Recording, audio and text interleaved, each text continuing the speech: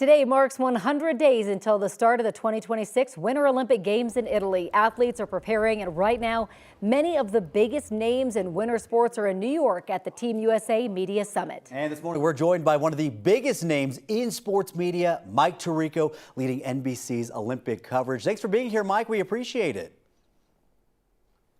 Jordan, Corey, good morning. Good to be with you and excited that we are 100 days away. It is right around the corner. Mike, I have to ask, what are you most excited for about Italy? Food?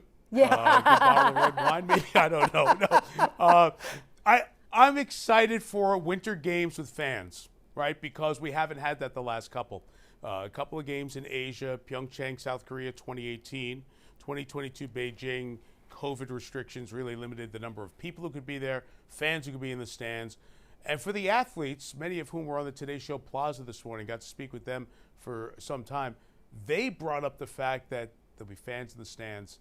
There'll be people who love winter sports in Italy all across the country as the Olympics take place, and their families can be there. So that's the thing I'm probably looking forward to the most, because that made the difference in the Paris Games, which we're all still in the afterglow of, which is crazy. But 15, 16 months later, not a week goes by and somebody doesn't mention how great the Paris Games were. I think we can have a similar type of games here in Milan this time around. Yeah, they were incredible, and it does make a huge difference when you Absolutely. have people cheering for you in the stands. Talk a little bit about the process. How much preparation goes into the Olympics coverage?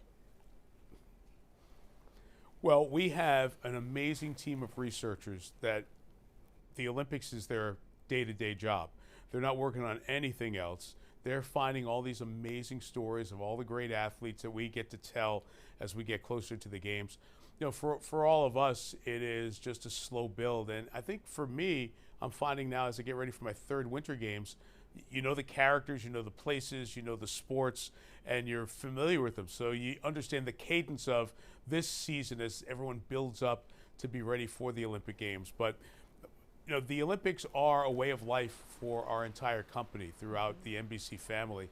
And I think we understand the rhythm of this and the build, and all the planning has been done. And now when it's 100 days out, everyone around the company starts putting our attention to what's going to be a big part of an incredible month with the debut of Sunday night NBA basketball on NBC. And we'll see the Nuggets a few times on that package, the NBA All-Star Game, and of course Super Bowl 60 as well, which happens 2 days into these Olympic Games. Of course, we're all excited for the usual stuff we see at the Olympics. What's some of the new stuff we can expect from NBC's Olympic coverage?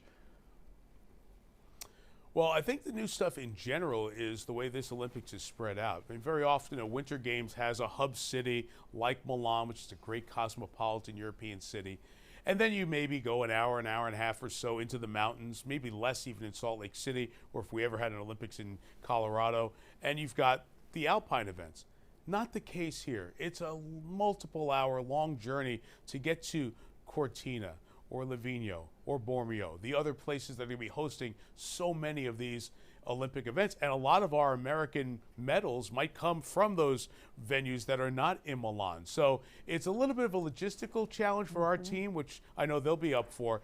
But I also think tying the games together with all these different venues, it's going to feel a little bit different. But I think that's part of the joy of another challenge in covering the Olympics for us. All right, so Mike, you do the Olympics, you do the basketball, football, horse racing. How do you balance it all? Oh, it's fun. It's just talking sports for a living, right? I mean, we get sent to all these amazing places. I was in Milwaukee last night doing the Knicks and Bucks game, and here today with the great Olympians, and then Sunday night we'll be in Washington, or right outside of Washington, D.C., as Seattle plays the Commanders. And at the end of the month, we've got the Broncos at the Commanders for a Sunday night game. So this is fun. Is there a lot of sleep right now? No. Do I need like another 15 minutes in the gym every day? Yeah, that would be great. But we're sports fans. We love the games. We love the competition.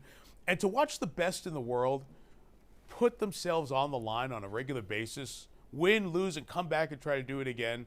I mean, it's so exciting, and it just wakes me up every day with the joy of covering sports. And I look forward to what's going to be a great fall, winter for us, including the Super Bowl and the Olympics. Well, you make it look very easy and incredibly fun. Somehow, in the middle of all this, we appreciate you taking the time to speak with us, Mike. Thank you very much. It is our pleasure. Keep those Broncos going. We'd love to get a Sunday night game out there before the season's Yes. over. Come on out. Come visit. We'd love to have you. We're Bo Leavers. Go Broncos. Mike, thank you.